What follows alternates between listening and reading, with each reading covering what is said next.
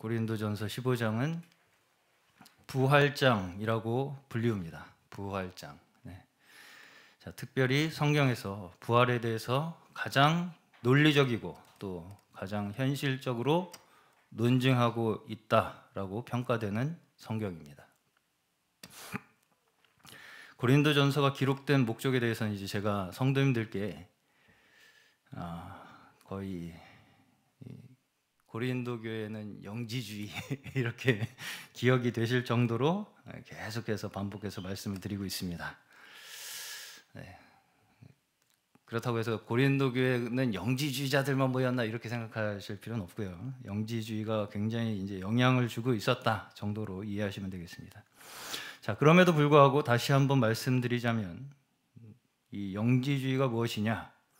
영은 고귀하고 완전한 것이라고 생각하면서 반면에 몸은 물질적인 몸은 불완전하고 열등한 것이다 라고 하는 이 헬라 철학이었어요. 당시 헬라 철학의 이분법적 사상이 복음에 영향을 미치게 되면서 그것이 영지주의라고 하는 사상으로 변질된 것입니다. 그러니까 영지주의라는 것은 다시 말하면 헬라 철학, 당시에 있었던 헬라 철학이 당시 우리 이제 기독교의 복음과 섞이면서 변질된 지식주의적 사상이라고 말할 수가 있어요.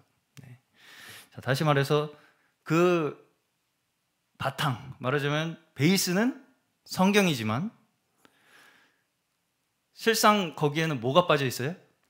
복음은 빠져 있고 그 외적인 것들을 헬라 철학의 논리로 채워 넣어서 다시 말해서 성경을 이해라는 것으로 근본을, 그 바탕을 둔 사상이 바로 영지주의다라고 말할 수 있는 것입니다. 이해의 바탕을 둔 거예요. 복음은 이해가 아니죠. 제가 계속해서 말씀드렸다시피 복음은 뭐에 기반을 뒀다는 거예요? 사건에 바탕을 둔 거예요.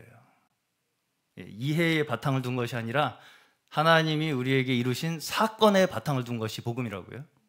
근데 이것을 그 복음의 핵심은 쏙 뺀 채로 이해라는 것에 바탕을 두고 형성된 것이 바로 영지주의다 이렇게 말할 수 있습니다. 자, 마치 우리나라에서도 초기에, 우리나라 기독교 초기에 기독교가 들어왔을 때 유교 문화가 그 기독교 문화에 섞이면서 정착한 것과 비슷하다고 이렇게 볼 수가 있어요. 자, 그러다 보니까 사실은 우리나라뿐 아니라 각 나라들의 이제 이렇게 복음이 정착한 모습들을 보면 다 하나같이 그 나라 특유의 분위기나 문화들이 그 속에서 풍겨 나오는 것을 볼 수가 있습니다. 그렇죠? 이디오피아 가면 또 굉장히 강한 그 색채가 있지 않습니까? 그들의 그 나라의 고유의 어떤 그 문화들이나 이 사상들 이런 것들이 어느 정도 거기에 뒤섞일 수밖에 없다는 것이죠. 자, 물론 이런 부분이 아주 없을 수는 없을 것입니다. 또 우리가 근본적으로 복음이라고 했을 때 어떤 특정한 문화를 전파하는 게 복음은 아니거든요. 그렇죠. 그렇다고 볼 수는 없는 것입니다. 그렇기 때문에 어떤 방식이 맞다, 틀리다 이렇게 할 수 있는 어떤 절대적 기준을 우리가 세울 수 있느냐? 그것은 세울 수 있는 것도 아니고 그걸 절대적으로 만들어서도 안 될 것입니다. 어떤 문화, 어떤 방식, 그렇게 해야만 하는 것이 말하자면 어떤 복음의 본질이다 이렇게 말해버리면 그거는 또한 복음에서 벗어나게 되는 것이기 때문에 그렇게 또한 해서도 안 되는 것이겠죠. 자, 그럼에도 불구하고 우리 인간은 연약하기 때문에 고린도전서에서 계속해서 사실은 이 부분에 대해서 사도 바울께서도 설명을 하고 있었어요. 기존의 우상에 대한 습관들에서 벗어나지 못하고 있다는 거죠. 우리 사람은 기존에 우리가 가지고 있었던 습관들, 그런 습관들에서 벗어나지 못하고 더 나아가서는 복음을 받아들였음에도 불구하고 그 복음 위에 내가 가지고 있던 기존의 사상과 내가 가지고 있던 기존의 문화를 그 위에 덧입혀서 마치 그것이 복음의 신앙의 본질인 것처럼 주장하기까지 하게 된다는 것입니다. 네. 자, 제가 어느 목사님 설교에서 들은 일화입니다. 이거는 어떤 청년이 이제 교회가 야유회를 갔는데 청년이 산 밑에서 사이다를 마시려고 뚜껑을 열고 마시려고 하는 순간 저쪽 산 위에서 산신령이 뛰어내려오시더라는 거예요. 산신령이 막 뛰어내려오시는데 가까이 와서 보니까 교회 권사님이더라는 거예요. 권사님이 뭐라고 하시냐면 학생, 그 사이다 누가 줬어? 이렇게 얘기를 하시더라는 거죠. 학생이 제가 돈 주고 샀는데요. 이러니까 아니, 사이다 하나님이 주신 거지. 근데 기도도 안 하고 마셔. 사이다 기도 안 한 거를 막으려고 산 위에서부터 강림을 하시더라는 거예요. 사이다 기도 안 하고 마시려고 한 그 학생을 저지하기 위해서, 그 행동을 저지하기 위해서 산 위에서부터 강림하시더라는 거예요. 권사님 한 분께서. 그런 이제 일화가 뭐 똑같은 일화는 아니지만 저도 본 적이 있는 것 같습니다. 자, 제가 겪은 하나 이제 일화가 있습니다. 제가 이제 2016년 7년쯤에 잠시 사역했던 영동중앙교회에서 있었던 일입니다. 제가 그때 이제 가장 나이가 많으신, 그러니까 여전도회가 거기 교회는 한 대여섯 연령대로 나눠져 있었는데 가장 연령대가 높으신 여전도회를 제가 맡았었어요. 교역자로. 70대 이상이었죠. 다 은퇴하신 권사님들이었어요. 그래서 이제 한 번은 권사회 여전도회 회식을 한다고 저를 초대하셨어요. 음식점에. 아주 강남에 있으니까 고급 음식점에 초대를 하셔가지고 식사를 하게 됐는데, 그 은퇴하신 권사님들 한 20분에 둘러서 해서 이제 식사를 하려고 하는데 아무도 식사를 안 하시고 저만 쳐다보고 계신 거예요. 다 권사님들이. 그래서 권사님 식사하십시오 그렇게 했더니 목사님이 먼저 숟가락을 뜨셔야 한다는 거예요. 저한테. 목사님이 먼저 숟가락을 뜨셔야. 제가 이걸 숟가락을 떠야 되나 말아야 되나 정말 제가 갈등을 겪었던 그런 기억이 있습니다. 자, 물론 저는 이 노 권사님들께서 맹목적으로 그렇게 하신다고 생각되지는 않았습니다. 그 당시에도. 그분들이 이제까지 그분들 나름대로 지켜왔던 그 사역자에 대한 태도가 곧 또 하나님에 대한 신앙에 영향을 끼칠 가능성이 있다는 것 또한 부정할 수 없기 때문입니다. 자, 그럼에도 불구하고 그런 일들이 나 개인에게 한정된 그냥 하나의 나의 신앙적 습관 정도에서 지켜지는 것에 대해서는 우리가 옳다 그러다 이렇게 따지긴 어렵겠지만, 사이다를 기도 안 하고 먹는다고 산에서부터 뛰어내려오는 그런 것에 목숨을 바치는, 그런 것에 목숨을 바치는 것이 과연 복음을 위한 행동인가 라고 말할 때 그렇게 이야기하기는 어렵지 않을까, 저는 그렇게 생각합니다. 자, 이것 외에도 더 크게 봤을 때 수많은 교회들과 단체들에서도 어때요? 우리가 가지고 있는 특별한 문화, 우리만 가지고 있는 특별한 형식, 이런 것들이 마치 본질인 것처럼 주장하면서 특정한 어떤 실행을 해요. 실행이라고 표현하시는 분들이 있더라고요. 뭔가를 해서 그걸 통하면 영적 본질에 다다를 것이다, 이렇게 이제 이야기를 합니다. 그렇게 주장을 해요. 그렇게 주장을 하면 할수록 사실은 그 이단성에 가깝게 되겠죠. 아무래도. 자, 이러한 우리가 가지고 있는 양면성, 또 딜레마, 이러한 부분에 있어서, 그렇지만 또한 우리에게 어떤 외형이 없을 수는 없지 않습니까? 외형이라는 건 어쩔 수 없이 있어야 하는 것이 또한 우리가 당한 인생이기 때문에, 이것에 대해서 사실은 그렇기 때문에 이 고린도전서 15장에서 사도 바울은 부활을 설명하면서 이것에 대한 균형을 잡아주고 있는 것이 이 고린도전 15장의 부활에 대한 논증의 핵심입니다. 사실은 이것을 우리가 뭐랄까요, 포인트로 딱 잡아놓고 이 고린도전 15장의 부활에 대한 이 말씀을 읽어야만 이것이 우리에게 어떤 것을 전달하고 가르치고 계신가를 깨달기가 쉽다는 거예요. 자, 다시 말해서 부활조차 그것이 우리에게 실제로 적용되는 몸에서 나타나는 증거라는 거예요. 뭐 당연하게 들리시겠지만, 자, 왜 이렇게 이제 이야기를 할 수밖에 없냐면 지금 고린도 교회는 영지주의라는 사상 때문에 어떻게 됐어요? 영과 몸을 나누어 놓고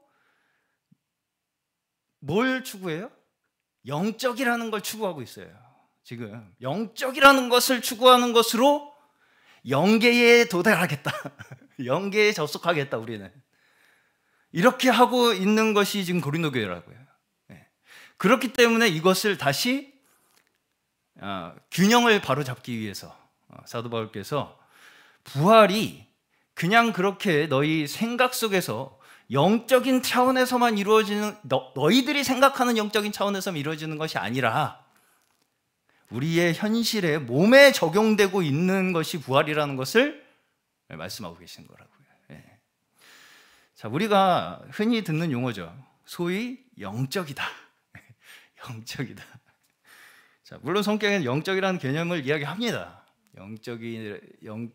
영적이다라는 것에 대한 이야기를 하지만, 그리고 또 육적이다 뭐 이런 이야기를 하지만, 그걸 기준으로 어떤 것은 영적이고 어떤 것은 육적이고라고 하는 것을 나누는 기준으로 사용하라고 주신 말씀이 없어요. 육적이라고 했을 때 내가 내 모든 온 존재를 이 땅의 중심을 두고 살아가는 것이 육적인 삶인 거지, 내 몸으로 피부로 뭐 이렇게 하는 것, 뭐 먹고 자꾸 싸고 하는 것만 육적인 게 아니라는 거예요. 어떻게 그걸 칼로 무 자르듯이 그렇게 두부 자르듯이 나누겠습니까? 그렇죠. 그걸 어떻게, 이건 지금 말씀 계속 나눠보겠습니다. 자, 그럼에도 불구하고 어떤 것은 영적이고 어떤 것은 영적이 아니고 하는 외적인 기준을 제시하기 위해서 영적인 개념을 사용하는 것이 아니라는 거예요. 그렇죠?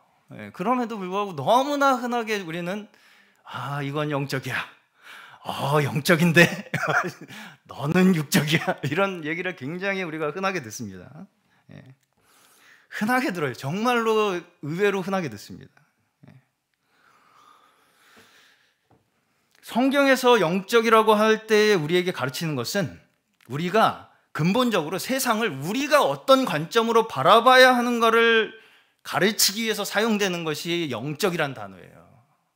내가 어떤 눈으로 바라봐야 하는가, 세상을.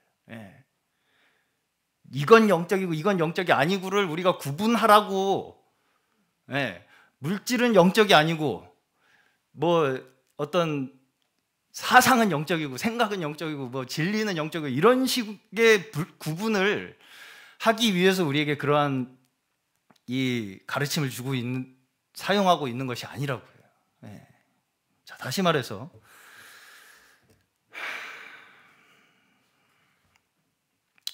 지금 내가 하는 건 다 영적이야, 네가 하는 건 육적이고 라고 하는 이분법적 기준을 자꾸 세우려고 하면 할수록 어때요? 영지주의에 가깝게 될 가능성이 큰 거예요. 나는 영적이야, 내가 하는 건. 근데 너는 육적이네. 이걸 자꾸 내가 머릿속에서 자꾸 세우고 싶어요, 기준을.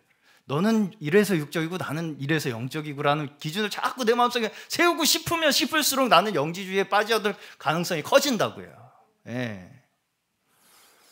자, 그럼 우리의 육체로 하는 어떤 것도 영적이지 않습니까? 머릿속에서 일어나는 깨달음만이 영적인 세계의 것입니까? 네. 그렇게 착각한다고요, 근데 우리가. 네. 그죠? 네.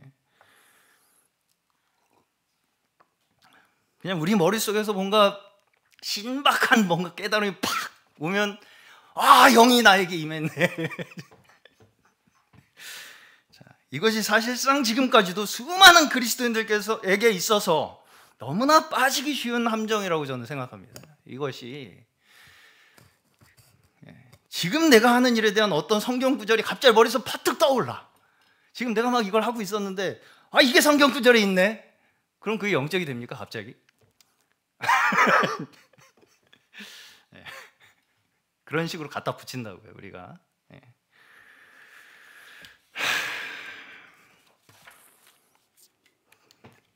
사실상 고린도전서 전체에서 사도 바울과 성도들에게 있어서의 가장 큰 차이가 무엇이냐?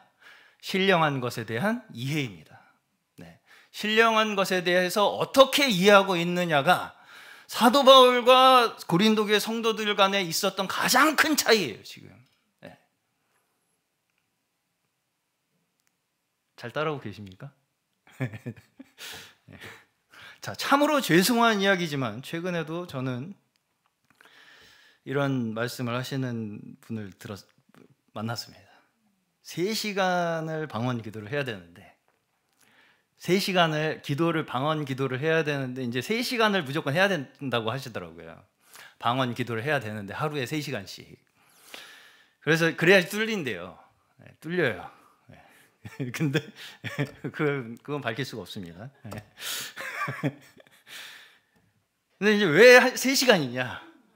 처음 1시간은, 그러니까 이거 정확하진 않습니다. 제가 그냥 그게 제가 지금 말하고자 하는 요점은 아니기 때문에 그냥 이제 제가 생각나는 대로 그냥 말씀을 드려보겠습니다. 처음 1시간은 나를 뚫는 거예요. 그 다음은 교회를 뚫고 그 다음은 이제 세상을 뚫는 거예요. 이제 뭐 이런 식으로 해서 이제 3시간을 해야 이 하나님의 어떤 마음으로 이 세상을 바라보는 그 심정이 뚫린다. 이렇게 이제 그렇게 하시는 분을 만났어요. 그래서 3시간 방언 기도를 해야 된다. 네. 저희 교회에 속한 분은 아닙니다. 그 오해하실 필요 없어요. 상상하실 필요 없어요.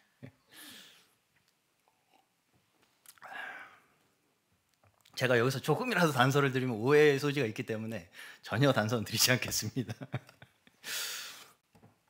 네, 제가 지금 설명하려는 것이 뭐가 뚫리는가가 중요한 포인트가 아닌 건 아시겠죠? 네, 제가 뭐가 뚫린다고 말씀을 드리기 위해서 이걸 말씀드린 게 아니에요. 네. 제가 주일날에도 하나님의 초월성, 내재성 이거 말씀드린 거 기억나시죠? 네, 이거 이제 말씀을 드리면서 여기서 이제 제가 어떤 한쪽으로 치우침으로써 나타날 수 있는 부작용도 제가 이제 말씀을 드렸었어요. 초월성으로 너무 치우쳤을 때 나타날 수 있는 부작용, 또 내재성으로 너무 치우쳤을 때 나타날 수 있는 부작용. 자, 근데 이제 여기서 제 개인적인 생각으로는 사람이 기본적으로 초월적 신앙관에서 출발한다라고 생각이 들더라고요. 자, 왜냐하면 유대인들이 이제 표적을 구했잖아요. 이 유대인들이 표적을 구했다는 것 자체가 이제 결국은 초월적 신앙관의 그 바탕이 있다는 얘기거든요. 자, 근데 이제 그들과 비슷하게 우리 한국도 샤머니즘, 그렇죠? 우리 이제 기독교의 대표적인 어떤 특징을 이야기를 한다면 그걸 많이 꼽습니다. 무속신앙, 기복신앙 이런 것들이 문제다 이렇게 하는 말씀들을 많이 아마 들어보셨을 것입니다. 우리나라 기독교에 이거 문제다. 저는 이것이 모두 같은 맥락에 있는 것이라고 봅니다. 표적을 구하는 신앙. 자, 자연에 대한 경외감, 또 두려움의 대상으로서 이 자연을 뭔가 다스리는 이 신에 대한 숭배, 이것이 이제 표적을 구하는 신앙이 가지는 특징이죠. 그렇죠? 그러다 보니까 우리나라도 크게 다르지 않은 이 표적을 구하는 신앙, 이것이 어쩌면 우리나라 기독교를 이제까지 이끌어왔다 해도 과언이 아닐 정도예요, 사실은. 병 고치고 또 집안에 뭔가 우환이 있으면 이제 절에 가거나 무당한테 가던 게 교회로 바뀐 정도로, 예. 그렇게 처음에는 많은 사람들이 교회를 찾은 것이 사실입니다. 그런 식으로. 예. 그래서 소위 부흥회라고 하면서 예언한다, 방언한다, 병 고친다 하는 것들로 기독교 부흥기를 이끈 것이 또한 사실이에요, 우리나라에. 그리고 또 우리나라뿐 아니라 이러한 현상은 근대 기독교에 있어서도 부흥운동의 한 축을 크게 이끌고 있었던 것 또한 사실입니다. 우리가 부정할 수 없습니다, 그거는. 자, 여기서 이제 이러한 요소들, 말하자면 표적을 구하는 신앙, 이러한 요소들이 복음이 전파되는데 큰 하나의 역할을 한 것은 사실이에요. 왜 내 당장 지금 내가 급한 이거 하나 불 끄기 위해서도 어쨌든 사람들은 뭔가를 필요로 하기 때문이죠. 그럼에도 불구하고 그것으로 인해서 또한 복음이 전파되는데 큰 역할을 한 것은 사실입니다. 그럼에도 불구하고 이러한 것들 또한 여전히 거기에 머무르고 또 계속해서 그 방향으로 치우치게 되면 결국은 우리가 다 아시듯이 현세 중심적 신앙이 될 수밖에 없다는 것입니다. 그렇죠? 나 지금 급한 불 끄는데 급급한 신앙이 될 수밖에 없다고요. 근데 이제 이와 반대로 뭐가 이제 득세를 하게 됐냐? 지식적 사상들이 그 반대급부로 나타나게 되는 거예요. 그러면서 이제 기존의 초월적 신앙을 가졌던 사람들을 비판해. 이 무식한 거 이러면서 아주 내재적 신앙을 강조하는 가르침으로 거기에서 부족함을 느끼던 그 사람들한테 뭔가 새로운 대안을 제시하는 것처럼 나타나게 된 것이라는 거예요. 지식적 신앙이. 그러면서 이제 지금까지도 그 흐름이 우리나라 20세기 기독교를 강타하고 지금까지도 수많은 이단들이 지식적 사상으로 우리나라를 휩쓸고 있습니다. 지금까지도 지식적 사상들이 휩쓸고 있어요. 말하자면 어떤 면에서 초월적 신앙관을 가졌던 그 부흥기를 이끌었던 분들이 일궈놨던 그 기독교 밭에서 지식적 사상을 가진 사람들이 그 부족함을 느낀 분들을 확 이렇게 쓸어갔다는 거죠. 뭔가 성경을 획기적으로 깨달으면 그것이 곧 영적이라고 하는 카타르시스를 느끼게 합니다. 이제까지 몰랐던 이 무식한 이 사람들이 믿는이라고 하는 할 수도 없는 이런 사람들, 알지도 못하는 이 사람들과는 전혀 다른 차원의 지식을 습득한 그 나라는 존재의 우월함과 탁월함에서 오는 카타르시스예요. 그렇죠? 남이 이제까지 알지 못하는 방식으로 성경을 해석하고 이제까지 없던 해석을 가지고서 마치 기존의 신자들은 복음이라는 것은 전혀 없었던 것처럼 생각하게 만들어 버린다는 거예요.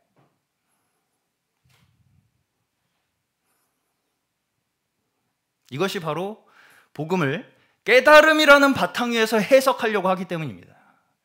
복음이라는 걸 어떤 것을 내가 깨달았다는 것을 바탕 위에서 내가 복음을 믿었다고 생각하게 하기 때문이라고요. 이게 지식적 이 신앙관의 특징이에요. 문제고, 그러다 보니까 자기의 실제 삶이 따라주지 않는 것에는 크게 개의치 않게 되는 거예요. 왜? 특히 이제 이렇게 지식주의적 사상에 영향을 받은 사람들, 특히 저희도 이제 지금 나누고 있던 우리 원로목사님께서 사경을 통해서 말씀하신 인물들이 있지 않습니까? 지도자들, 특히 그러한 지도자들에게서 보이는 특징들이 사실은 지금 이단 교주들도 마찬가지고요. 도덕성의 결여라는 거예요. 도덕성의 결여. 왜? 내가 지금 깨달은 엄청난 성경 지식은 지금 이 지구상에 없어요. 심지어 역사상에 어떤 사람도 몰라요. 나만 알아 지금. 그렇잖아요. 나는 엄청난 사람이거든요 지금. 이제까지 어떤 사람도 모르는 이 복음 진리를 나는 깨달은 사람이거든. 그렇죠? 그러면 내가 지금 좀 행실이 어떻고 저쩌고가 문제가 됩니까? 안 되는 거예요. 그게 안 되는 겁니다. 그렇기 때문에 내가 너무 특별한 사람이라서 그 깨달음이 곧 나 자신이라고 생각하는 거예요. 네. 그 이단 교주들도 그런 걸로 자기 스스로를 최면시키는 겁니다. 세뇌시키는 거예요. 내가 이렇게 대단한 사람이라는 걸 계속 그 지식으로 세뇌를 시킨다고. 특별한 성경 지식으로. 네. 그럼으로써 내가 실제로 어떻게 하는 것에 대해서는 전혀 문제 삼지 않게 만든다고, 스스로. 네. 이 모든 것이 영과 몸을 분리하기 때문에 벌어지는 일입니다. 영과 몸을 분리하기 때문에 벌어지는 일이에요. 네. 왜? 몸은 어차피 썩어 없어질 것이고 육체에 남아있는 죄는 내가 벗어버릴 거고 고결한 영만이 구원받을 것이고 나는 깨달았기 때문에 깨달은 내 영혼은 들려 올라갈 것이고 육체는 그냥 버리고 갈 거야 난. 이런 식으로 간다고요. 생각이. 그것이 바로 영지주의적 사상이었습니다. 그것이 바로 영지주의적 사상이었고 그것이 곧 부활을 부정하는 데까지 이른 거예요. 이것이 주일날에 나누었던 고린도전서 1장에서의 유대인이 구하는 능력, 헬라인이 구하는 지혜의 정체입니다. 이것이 유대인이 구하던 표적과 헬라인이 구하던 지혜의 정체예요. 이게. 고린도전서가 말씀하시고자 하는 바는 가장 중요한 것은 복음은 사람에게서 난 것이 아니라는 거예요.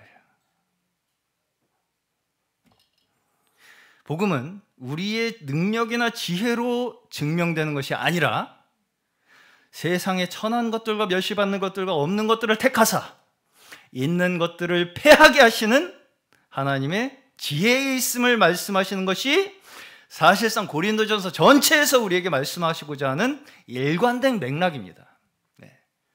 그것이 이 세상에서 어떤 특별한 걸 깨달은 사람으로부터 그 능력이 복음이 증명되는 것이 아니라 오히려 없는 자들,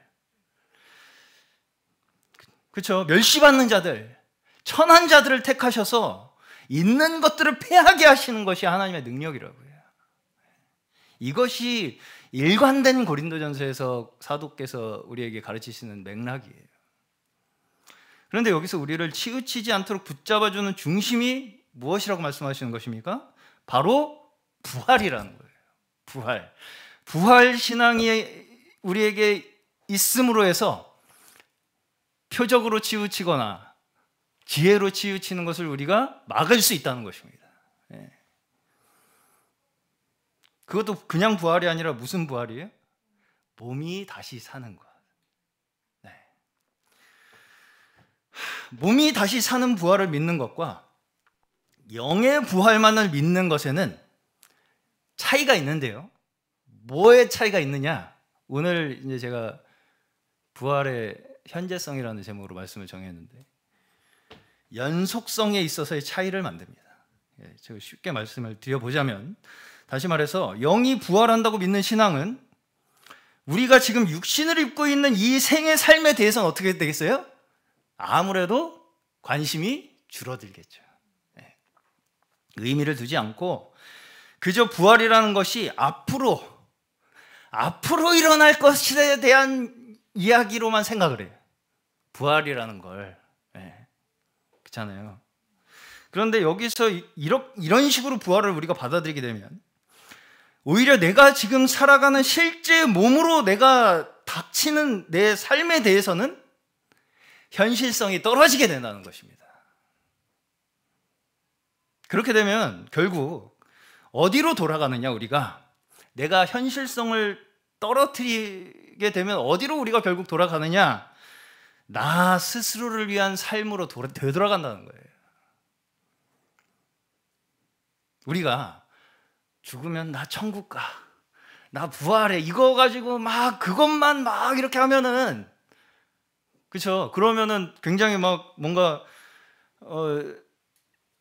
현실도 잘 살 수 있을 것 같잖아요.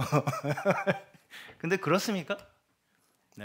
아니, 그냥 극단적으로 봤을 때 시한부 종말론자들 생각해 보세요. 우리가 신앙생활이라고 하면 뭔가 내세만을 소망하면서 사는 삶이라고만 생각하지만 사실상 성경에서 우리에게 말씀하시는 천국은 연속성 안에 있다는 것을 더 많이 말씀하세요. 네. 뜻이 하늘에서 이루어진 것 같이 땅에서도 이루어지이다. 그렇죠? 이게 천국이고 복음의 삶이에요.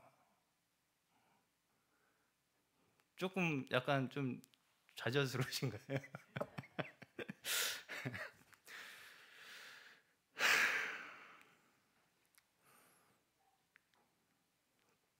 지금 우리가 몸으로 살아가는 우리의 현실이 그대로 천국으로 이어진다는 것을 말씀하신다고요. 우리가 지금 몸으로 살아가는 우리의 지금의 현실이 그대로 천국으로까지 이어진다고요. 천국이라는 것이 머릿속으로 그저 우리가 상상하는 천국이 아니라는 것입니다. 머릿속으로 그냥 천국은 이런 것일 거야, 천국에는 짜장면도 있을까? 이런 그런 천국이 아니라고요. 죽으면 가는 것이 천국, 이런 신앙은 반쪽짜리 신앙입니다. 그러면 신앙은 반쪽짜리 신앙이에요.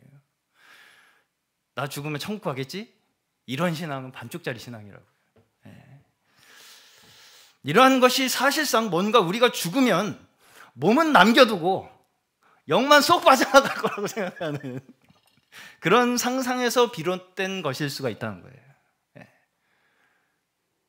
나 죽으면 천국 가겠지, 이거 자체가 나 몸은 놔두고, 몸은 그냥 버려두고 요거만 쏙 빠져 그래서 어떻게 갈 거라고 하는 그 상상에서 비롯되는 것일 가능성이 크다고요.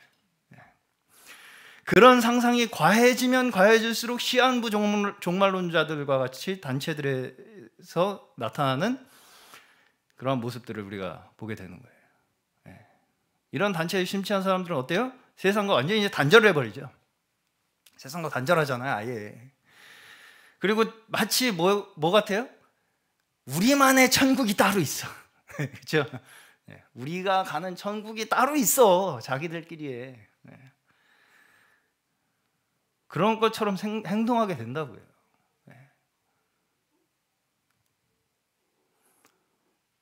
이기적입니까? 이기적이 아닙니까? 근데요, 우리도 사실 그렇습니다. 조금 어렵고 좀 뭔가 마음에 들지 않는 상황이 벌어지면 우리는 종종 어떤 얘기를 자주 하냐면, 빨리 그냥 주님 빨리 오셨으면 좋겠다. 물론 우리가 주님을 기다리는 신앙은 필요합니다. 그럼에도 불구하고 내가 지금 어렵다고 해서, 내가 좀 뭐가 마음에 안 든다고 해서 주님 빨리 오세요, 그것이 과연 하나님 주님께서 우리에게 바라는 신앙일까요? 자, 물론 제가 모든 것이 잘못됐다고 말씀드리는 것은 아니지만 오늘 말씀을 통해서 다시 한번 곰곰이 잘 생각해보고 사용하시기를 권면하겠습니다.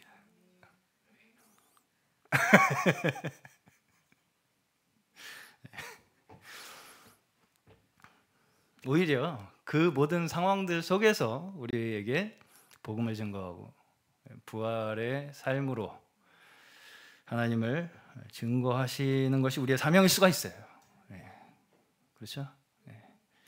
우리가 복음이라고 할 때 지금 죽어도 천국 갈 확신 정도를 믿음으로 우리가 생각하기 쉽지만, 사실은 죽음 그 자체로 살아가는 것, 그렇죠? 우리가 죽음 그 자체로 살아가는 것이 부활의 신앙이라는 것을 오늘 사도 바울께서 우리에게 가르치고 있는 거예요. 베드로가 저도 주님과 같이 죽겠습니다 라고 하는 호기가 믿음이라고 착각하기 쉽다고요. 우리가 지금 내가 말로 저도 죽겠습니다, 순교할 때가 되면 저는 죽겠습니다 그런 호기가 우리의 믿음이라고 착각하기 쉽다고요. 그러나 믿음은 순교하겠다고 마음 먹고 다짐하고 상상하고 막 이미지 트레이닝하고 막 그 상황이 되면 어떻게 해야지 그렇게 해가지고 할 수 있는 것이 아니라고요. 그렇죠? 정작 오늘 나에게 닥친 사소한 일상에서는 당장 내 중심으로 생각하고 행동하면서 순교할 상황은 따로 있는 것처럼 생각한다고요, 우리가. 그렇죠? 그러나 말씀은 어때요? 사소한 일에 목숨 걸라고 말씀하시는 거예요. 사소한 일에 목숨 걸어라. 가족과 이웃을 위해 목숨을 걸고 복음을 위해 매일의 목숨을 거는 삶을 살라고 말씀하고 계신 거예요. 네. 이러한 사소한 일에 왜 목숨 거냐? 인생 한 방이지. 한 방에 나는 그냥 순교할 거야. 네. 그 한 방이 예수님이 십자가에서 돌아가신 거예요. 그 한 방이 지금입니다. 그 큰 한 방인 십자가와 부활로 연속되는 삶이 우리 신자들의 삶이라고요. 네. 이미 한 방은 예수께서 다 끝내셨어요. 우리는 그 안에 있으면 되는 거예요. 그냥. 우리 신자들에게는 죽음과 부활이 붙어 있습니다. 네. 생명의 원리를 한번 들여다보시면 생명이 살아가기 위해서는 반드시 필연적으로 희생이 뒤따릅니다. 그렇죠? 무기물, 돌덩이 먹어서 우리가 살 수 없잖아요. 뭔가 살아있는 유기물을 먹어야 된다고, 우리가 살기 위해서는. 생명체가. 죽음이 생명을 가져오는 것이 사실상 생명의 원칙이에요. 이 세상이 돌아가는 것만 보아도. 예.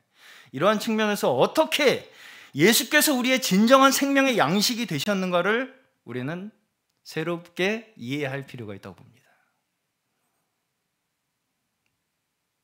예수의 죽음이 어떻게 우리의 진정한 생명 양식이 되었는가, 이것을 우리가 다시 한번 곱씹어 생각해 보아야 할 필요가 있다고요.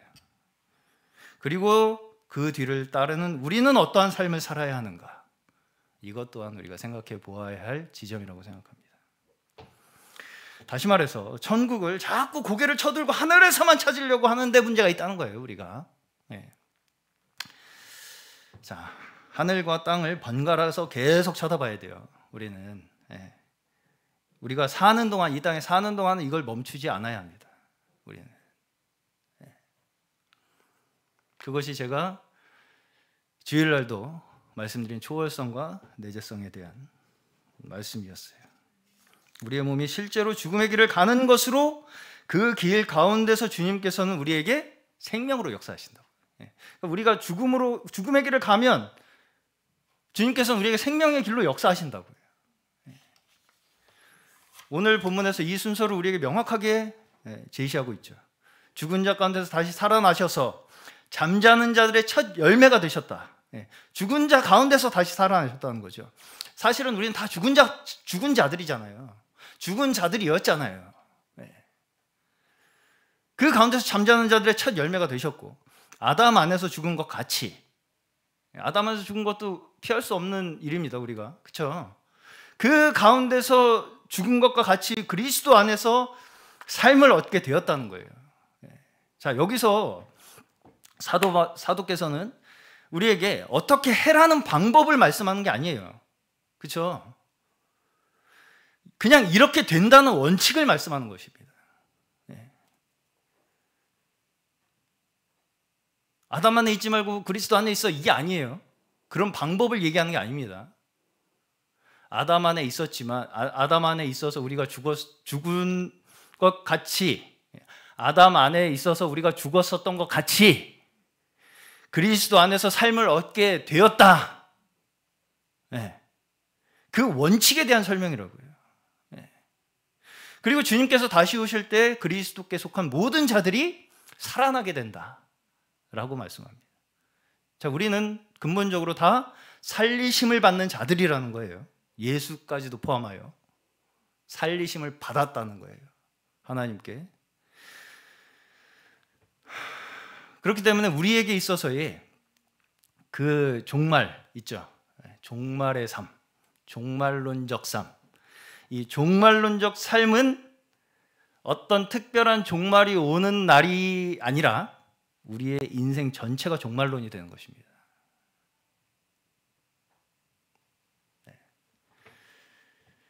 그것이 그리스도께 속한 자들의 삶이에요. 우리의 죽음은 언젠가 올 죽음이 아니라 연속된 죽음의 상태에 머물러 있는 것이 우리의 삶이에요. 그렇기 때문에 사도는 다음 시간에 나눌 구절이지만 31절에서 날마다 죽는다고 단언하고 있습니다. 나는 날마다 죽는다. 그렇기 때문에 우리에게 생명을 주는 것은 다름 아닌 오직 십자가뿐이라는 것입니다. 우리에게 생명을 줄 수 있는 것은 오직 십자가뿐이라는 거예요. 우리의 육신의 생명의 종말을 고하는 사건, 육신적 삶에 소망을 두지 않을수록 우리는 역으로 생명이 넘치는 삶을 살게 된다는 거예요. 이상하게 들리지만 그렇다는 것입니다. 그렇죠? 네. 우리의 육신의 삶에 소망을 두지 않으면 않을수록 우리의 결과로는 생명력이 넘치는 삶을 살게 된다는 거예요. 네. 무기력한 삶을 살게 되는 게 아니라 시체같이 사는 게 오히려 네. 자, 그리고 그러한 삶이 연속됨으로써 우리의 육신이 죽을지라도 그 몸을 새롭게 변화시켜 몸이 다시 사는 부활로 소생시켜 주실 것을 믿는 자들이 우리 신자들입니다. 그 연속된 삶을 통해서 결국은 우리가 실제 우리의 육신이 죽을지라도, 육신의 몸이 죽을지라도 그 몸을 다시 일으키실 부활의 소망으로 사는 것이 우리 신자들이에요. 그렇기 때문에 예수의 부활을 믿느냐 안 믿느냐는 그 사람이 나는 부활을 믿는다, 안 믿는다 이 말에 있는 것이 아니라 그 실제 삶의 태도에서 나타나게 된다는 것을 말하는 거예요. 두려운 말씀입니다. 부활을 믿는다는 것이 그저 내 머릿속으로 예수님이 다시 살아나셨습니다, 아니면 나 죽으면 다시 살아날 거야 라고 하는 것에 대한 소망 정도가 아니라 내 인생 전체를 두고 예수께서 십자가에서 죽으셨고 그것으로 말미암아서 나 또한 그 십자가의 구원의 원리 안에서 죽음과 부활을 통해 우리가 살아감으로써 하나님의 생명을 얻게 되었음을, 다시 말해서 우리 편에서 말할 때는 부활 생명으로 살아가도록 하셨다는 것을 우리의 인생의 중심축으로 삼고 사는 것이 우리의 신앙의 핵심이라는 것을 말씀하고 있는 거예요.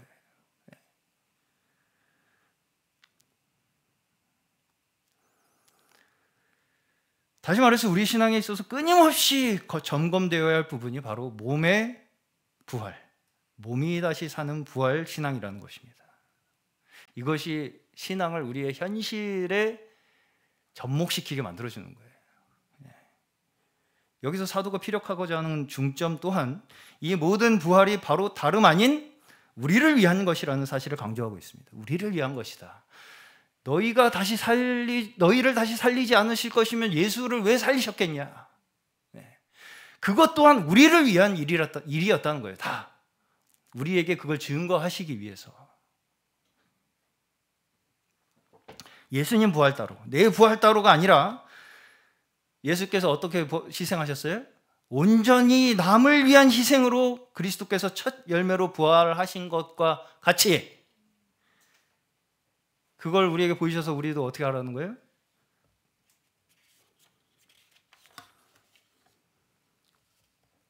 그 길을 우리 또한 따라감으로써 우리에게 진정한 삶을 얻는 길이 무엇인가를 나타내 보이신 것이다 라는 것입니다. 그냥 착하게 살고 도덕적으로 살고 이 땅에서 병 안 걸리고 잘 먹고 잘 살다가 죽으면 끝! 이게 우리가 원하는 신앙은 아니죠. 절대 아닙니다. 마태복음 16장 25절 마지막으로 읽겠습니다. 누구든지 제 목숨을 구원하고자 하면 잃을 것이요 누구든지 나를 위하여 제 목숨을 잃으면 찾으리라. 이것이 원칙입니다. 이것이 구원의 원칙이에요.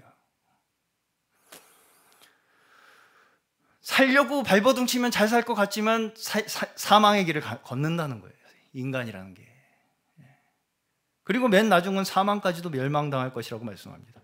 사망은 죄에 대한 징계로 주어진 것이지 그것이 하나님의 역사를 가로막는 방해물이 될 수 없다는 것입니다. 결코 사망이라는 것이. 사망은 이미 패했어요.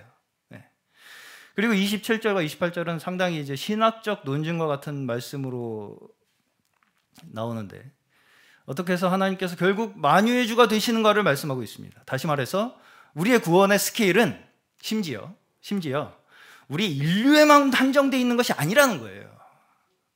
그렇죠? 네. 모든 만물이 하나님의 권위로 다스려지는 데까지 나아가는 것이 하나님의 구원의 스케일이라는 것입니다. 지금 나는 다 하나 어떻게 좀 해보고 싶은 그 마음이잖아요, 구원이. 근데 하나님의 구원은 심지어 인류에 국한된 것도 아니고요, 모든 창조물, 창조 세계가 하나님의 권위로 다스려지는 데까지 나아가는 것이 하나님의 구원의 섭리라고요. 그 구원을 이루시는데 가장 결정적이고도 핵심적인 역할을 하는 것이 그리스도의 부활이라는 것입니다. 그것이 그리스도의 부활이라는 거예요. 그런데 그러한 주님은 우리에게 어떤 왕이십니까? 화목해 하시는 왕, 은혜를 베푸시고 사랑과 자비로 다스리시는 왕이라는 거예요. 이 땅의 모든 통치와 권위와 권력은 어때요? 스스로의 능력과 지혜를 자랑하기 위한 수단일 뿐입니다. 이 땅의 권력자는 어때요? 화평이 아니라 분쟁을 낳고, 은혜가 아니라 폭정으로 다스리고, 사랑과 자비가 아니라 증오와 복수로 다스리는 것이 이 땅의 통치와 권위와 권력의 핵심입니다. 이 모든 원수를 부끄럽게 하시기 위해서 그리스도께서 십자가에 달려 죽으셨고, 부활하심으로 말미암아 이제 우리 가운데 거하시는 그 그리스도의 성령의 능력으로 말미암아 다스리시는 그 성령으로 말미암아 살아가는 저희 하나님의 백성들인 줄로 믿습니다. 우리는 구원조차 나라고 하는 한계에서 벗어나지 못하는 것을 우리가 볼 수가 있어요. 무엇이든지 나를 위해서 가져다 붙이고 짜집게 한 것을 믿음이라고 생각할 위험성을 경계하시기 위해서 고린도전서를 통해서 우리에게 사도는 가르치고 있는 것입니다.